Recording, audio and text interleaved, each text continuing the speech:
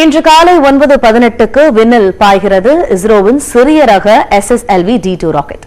இதற்கான இறுதிக்கட்ட பணிகள் நடைபெற்று வரும் நிலையில் விவரங்களை எமது செய்தியாளர் வேல்முருகன் வழங்க கேட்போம். வேல்முருகன், சொல்லுங்க, இந்த SSLV D2 ராக்கெட்டின் சிறப்பம்சங்கள் என்னென்னவாக இருக்கிறது, மேலும் இது எத்தனை செயற்கைக்கோள்களை ஏந்தி செல்லவிருக்கிறது, இது குறித்தான முழு விவரங்கள் என்ன?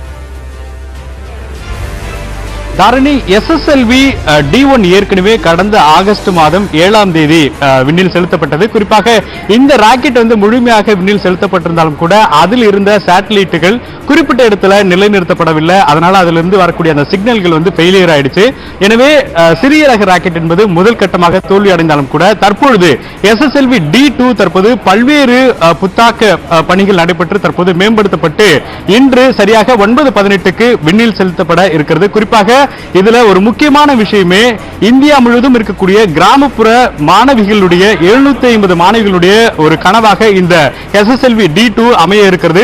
குறிப்பாக அவர்களுடைய வடிவமைப்புல இதுல ஆதிசா 2 என்ற சேட்டலைட் ஆனது வைக்கப்பட்டிருக்கிறது. அதே போல இஸ்ரோனுடைய EOS 7, அதே போல ஜான்ஸ் உள்ளிட்ட 3 சேட்டலைட்டுகள் இதுல விண்ணில் செலுத்துவதற்கான ஏற்பாடுகள் செய்யப்பட்டது. தற்போது இறுதிக்கட்ட அந்த கவுண்டவுன்கள் தொடங்கப்பட்டிருக்கிறது. கிட்டத்தட்ட 9:18க்கு விண்ணில் செலுத்தப்பட்டு 13 நிமிடங்களுக்குள்ளாக இந்த ஒட்டுமொத்த சுழற்சியும் நிறைவடையக்கூடிய இருக்கிறது. குறிப்பாக இந்தியாவிலேயே இஸ்ரோவில் தற்போது குறைந்த எடையில் அதே போல குறைந்த விலையில் செய்யக்கூடிய சிறிய ரக ராக்கெட் தான் இந்த SSLV.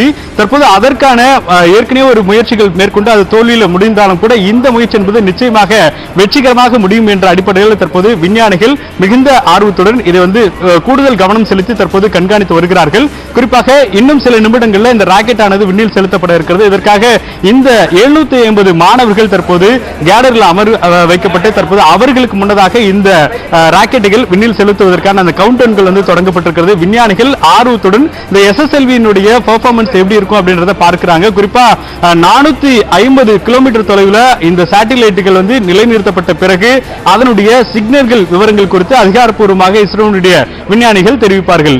தாரணி, நன்றி வேல்முருகன், விரிவான தகவல்களை பதிவு செய்தமைக்கு.